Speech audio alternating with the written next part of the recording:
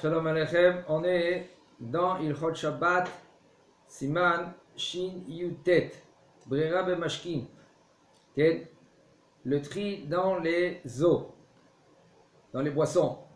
Betsim Kashot Amunachot Al Pnei Atafshil, Venikarot Bifnei Atzman, Mutar Leotzian Me'atafshil Ve'en Baze Isu Borer. Aha She'en Ze Nirchav Keta'arovet Ve'ai Lechudakae Ve'ai Lechudakae. Alors des œufs qui sont durs, qui se trouvent dans le plat. Il faut savoir que les œufs, puisqu'ils se trouvent dans le plat, ça s'appelle qu'ils sont séparés du plat. Qu'est-ce que ça veut dire? Quelque chose qui est mélangé. Le plat, par exemple, de lentilles avec du riz, ça s'appelle mélangé.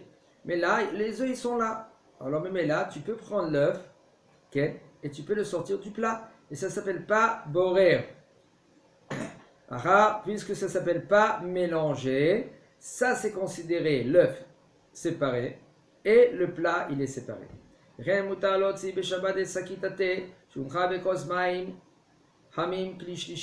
Alors comme on sait de préparer un thé, c'est conseillé que le thé, comment on le prépare? On le prépare la veille de Shabbat. On fait un tarki, ça fait un essence de thé. On prend des graines de thé avant Shabbat, on le prépare. Et après cela, on peut l'utiliser Shabbat. Maintenant, il y en a qui veulent du thé qui est frais. Bon, c'est à gérer, il y a aucun problème. Seulement, il faut le prendre, ce thé-là, le sachet de thé, de mettre dans le kos shlishi, le troisième verre. Ça veut dire comment c'est le troisième verre? On prend la bouillarde. Après, quand on a pris la bouillarde, de la bouillarde, le petit robinet, on verse dans le verre. Le verre, il est considéré comme kos sheni. Maintenant, du verre, tu verses dans un troisième verre. Et après, tu mets ton sachet de thé. Maintenant, après que tu as préparé ton thé, que tu as mis ton sachet de thé, tu peux enlever le sachet de thé, tu peux le mettre où tu veux. Et ça s'appelle pas borer. Il y en a qui veulent dire, attends, l'eau et le sachet de thé, ça s'appelle borer. Le Rav, il nous dit, il n'y a aucun problème, il n'y a aucun issou. Im nafal zvuv o yatush, betor kos, shel yain o shel maim. Mikar din mutar leotzian beshabbat, bayad o bekaf, kede lezorkam. אפילו בלי משקה כלל, ואין בזה חשש איסור בורר, שאין ברירה בלח, והיינו בדבר גוש הנמצא בתור דבר לח, וניכר בפני עצמו. אבל אין הכוונה שבכל דבר לח אין ברירה, ובהיות טוב נכון להחמיר ולהסירן יחד עם מיד המשקה, או שיעשה כן על ידי הטיית הכוס לצד, ושפיכת מעט משקה עם הזבוב. Alors le Rav nous explique, si maintenant il y a une mouche ou un moucheron qui est tombé dans un verre, par exemple un verre de vin ou de l'eau, selon la halakha, c'est moutar de prendre le moucheron ou la mouche avec ta main ou avec une cuillère et le jeter. Même sans un peu de vin. Parce qu'il y en a qui veulent dire que si tu veux enlever le moucheron ou la mouche du vin, il faut que tu prends avec la cuillère un peu du vin et le moucheron. Le Rav dit, selon la halakha, c'est mouta, même sans vin. On parle de quoi il s'agit? Seulement si c'est un morceau d'une espèce, par exemple comme une mouche ici. Mais si maintenant il y a deux sortes de liquide, il y a, oui, peut-être, on verra toutes les conditions, tout ce qu'il va nous dire plus tard, au niveau de borer, quand il y a deux sortes de liquide. Ici, il y a une mouche, qu'elle est tombée dans le vin ou dans l'eau, tu peux prendre la mouche et la jeter carrément. Au Miyoto, il dit, oui, c'est conseillé, un homme qui est mahmir, de toute façon, on ne sait rien du tout, c'est une petite réflexion de rien du tout, tu peux prendre avec une petite cuillère, tu prends la mouche avec un peu de vin et tu jettes. Pourquoi? Parce qu'il y a d'autres poskim, il y en a qui disent que ça s'appelle borer si tu prends la mouche et tu la jettes. Alors c'est conseillé de prendre avec une petite cuillère et de prendre le vin, un peu de vin avec la mouche. Mais sinon, si quelqu'un, lui, il a fait ainsi, il a pris rien que la mouche, il a pris, il l'a jeté, il n'y a aucun problème. C'est pas Issur Shabbat, nous dit le Rav. Oh, chez Yaase, Ken, Alédé, Atayat, ou par exemple, qu'est-ce qu'il fait?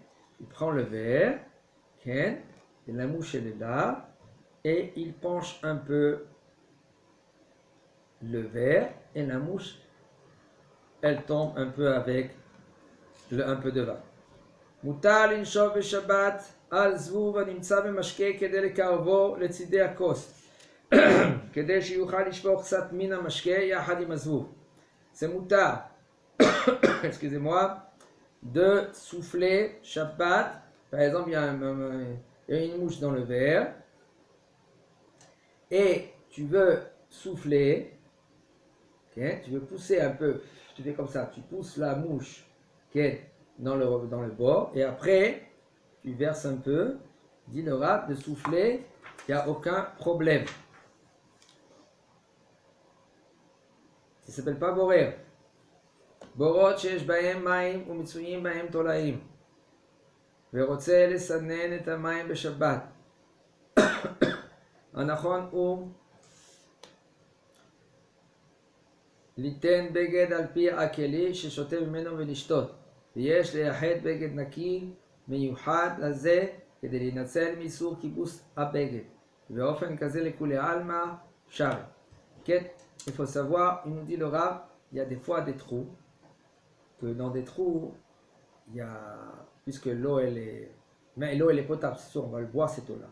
Mais le Inyan il est qu'il y a des tolaïm. Tolaïm c'est des vers. C'est assourd de manger ces tolaïm-là, parce que ces tolaïm, ils sortent et ils rentrent. Ça s'appelle tolaïm chez Pirchou. Puisque tolaïm chez Pirchou, c'est sur Torah de manger ces tolaïm-là. Mais là, qu'est-ce qu'on doit faire? On est censé de passer cette eau-là à la passoire. Comme Shabbat, c'est assourd de passer cette eau-là à la passoire. On ne peut pas prendre la passoire spéciale, ou par exemple une passoire normale et on met un tissu ou on met du coton. Shabbat, ça c'est assourd de faire ainsi. Alors il dit le Rav, comment? Oui, on peut le faire. Okay. Tu prends un morceau de tissu très fin, tu le mets sur le verre, okay, et là tu peux boire. Alors, ce tissu, qu'est-ce qu'il fait? Il arrête que tous les tolaïm, les vers qui ne rentrent pas dans ta bouche, okay? Et ça ne s'appelle pas boire, parce que tu prends le bon, tu prends l'eau, et tu le bois. Mais, il nous dit le Rav, c'est conseillé que ce beged, ce tissu que tu utilises, c'est quelque chose qui est propre, et aussi qui est spécial pour cela. C'est pas quelque chose que tu prends parce qu'il y en a des poskim qui veulent dire que ça s'appelle que shiruyo zeu kibuso. Le fait que tu prends un habit, il faut savoir, un homme que lui il y a de l'eau qui est tombée par terre et il prend un habit et il le met dessus pour ramasser l'eau, ça s'appelle shiruyo zeu kibuso. Pourquoi? Quand tu le mets ton habit dessus, ça s'appelle que tu le laves. Et de laver, c'est assour Shabbat, c'est Malbin. Mais si maintenant, c'est par exemple le jus il est tombé, tu prends un habit pas blanc, parce que le blanc, après il va se colorer, et c'est peut-être aussi Issou, Ken, Tsovea, il faut faire très attention, même qu'il n'est pas mitkaven, tout cela c'est à discuter, à voir dans les postes qui nous dit le Rav. Mais si maintenant il a un habit qui est tzivoni en couleur, il le met dessus, ça ne s'appelle pas kibous, ça ne s'appelle pas laver, ça s'appelle quoi? Lichlour, derech lichlour. Mais là, c'est pas asou minatora. Okay? Il y en a même qui disent, alors qu'est-ce que c'est oui conseillé de faire? Vous savez, nous les séfarades, pas comme les ashkénazes, nous on permet de prendre une petite raclette. Okay? On peut prendre avec la raclette, avec aussi une petite pelle, on ramasse le jus avec la raclette, ok? Même qu'en bas, il y a comme une petite sorte, un maga, ça s'appelle. Tu prends tout le jus, tu le verses après dans une bassine, et après tu verses un peu de l'eau avec du savon, et il n'y aura aucun problème avec la raclette, avec la petite pelle, et de jeter Hazak au Baour.